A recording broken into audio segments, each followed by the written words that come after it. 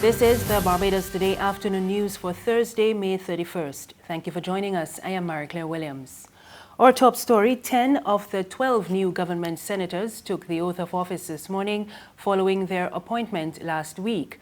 They were sworn in by Governor-General Dame Sandra Mason at a brief ceremony at Government House. The new senators include President of the Senate, Sir Richard Cheltenham, Deputy President Rudolph Greenidge, Dr. Jerome Walcott, Lisa Cummings, Lucille Moe, Romel Springer, Rudy Grant, Lynette Holder, Damian Sands, and Dr. Crystal Haynes. The two other senators, Kay McConney and Rawdon Adams, will be sworn in at a later date as they are not residents of Barbados. A newly launched regional program to help female entrepreneurs access financing officially began today. 20 women from CARIFORUM countries are attending a workshop focusing on access to finance. The Caribbean Export Development Agency is spearheading the program, and Executive Director Pamela Cook Hamilton says lack of access is one of the main hindrances for female entrepreneurs. The Caribbean Development Bank's Lisa Harding also raised similar concerns in her address this morning. We also recognize that access to finance remains a binding constraint for regional MSMEs, with additional complexity for those owned and operated by women.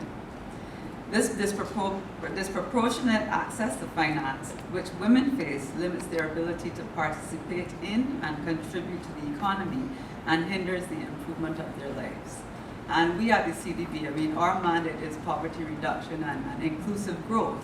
And we therefore believe that this underrepresentation of women in entrepreneurship and in the entrepreneurial space represents really a missed economic opportunity for the region. The Barbados Road Safety Association is supporting plans by the Barbados Labour Party government to replace the road tax with a fee at the pump. The BRSA says under the proposed system, no one will be able to avoid paying road tax anymore. The association says the move will also ensure a fairer taxation on drivers, as this tax will be proportionate to road usage. The BRSA says the change would also result in a number of ancillary benefits. An agreement between the Sanitation Service Authority and private waste haulers for garbage collection looks set to continue for some time under the new administration.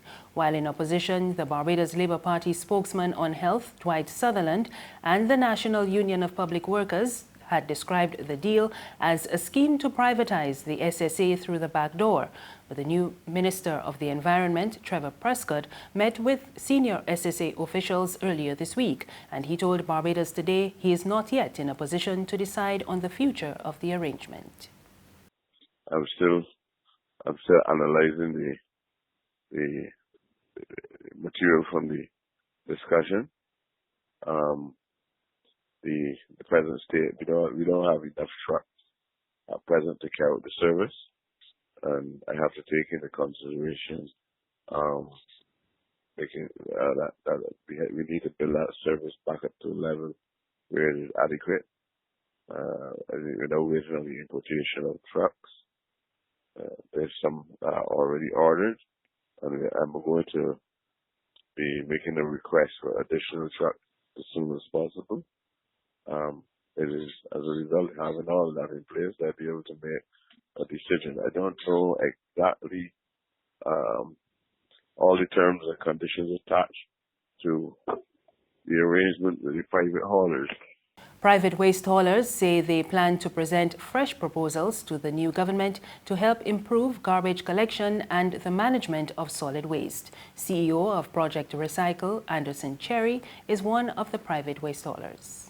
We will continue to put proposals to assist with the waste collection. There are a lot of things that we could produce that can help reduce the actual collection cost. There's regional and international news after this short break.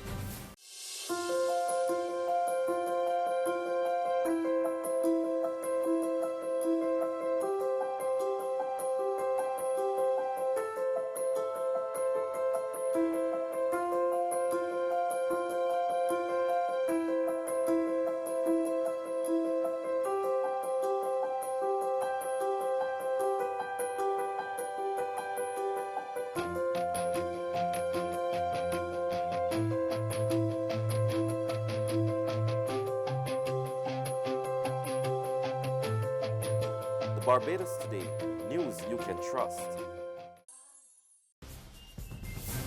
Thank you for staying with us. We're back with news from the region. The Bahamas government has presented a budget that it says promotes fiscal responsibility and tax reform. Finance Minister Peter Turnquest presented the fiscal package yesterday. We get more in this report from ZNS News. Wednesday's budget communication afforded Minister of Finance, Deputy Prime Minister the Honourable Peter Turnquest, the opportunity to outline how the Free National Movement intends to effectively manage the country's fiscal affairs over the next 4 years. One of the announcements that received the most reaction was the increase in value-added tax that begins July 1st.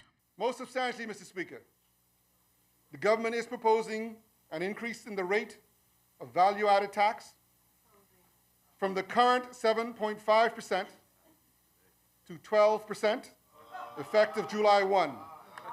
Our government fully appreciates the sacrifice. The substantial increases in the VAT rate and other taxes will represent to our citizens. But as I have repeatedly said on record, this government was elected to do what is right for the welfare of the country and not to do what is politically expedient or politically popular. But besides an increase in value-added tax, the government has kept its promise to eliminate value-added tax on certain items. There will be no more value-added tax on several breadbasket items starting August 1st. The government also revealed last year, July, that government agencies had to lower their budgets by 10%. Minister Turnquest revealed the results. Based on the projected fiscal results for the 2017-18 fiscal year, in reducing expenditure on the wage bill and purchase of goods and services by some $120 million.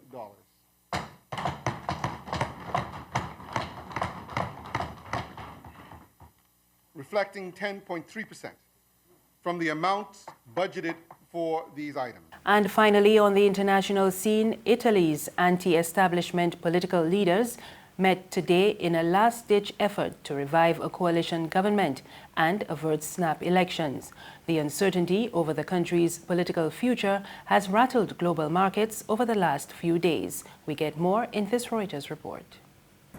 Italy's offered a glimmer of hope to investors over its lingering political crisis, with a potential solution on the cards that doesn't involve a return to the polls. Global markets have rebounded on the possibility. Asian stocks bouncing back from a 2-month trough Thursday, whilst the euro enjoyed a respite from its recent plunge. That said, the hope for a functioning government rests with nationalist and Eurosceptic parties. The anti-establishment Five Star Movement and the far-right League have renewed talks to form a coalition. And crucially, this time it appears to have lukewarm blessing from President Sergio Mattarella.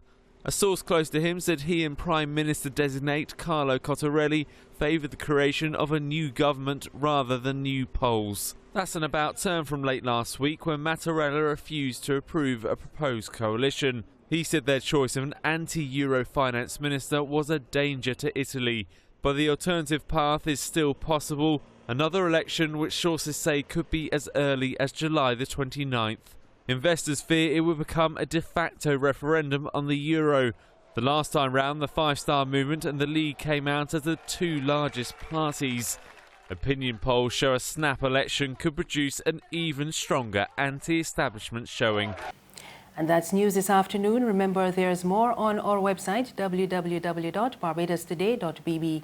You can also sign up for BT's WhatsApp news alerts, and you can subscribe to our e-paper, email updates, and like us on Facebook.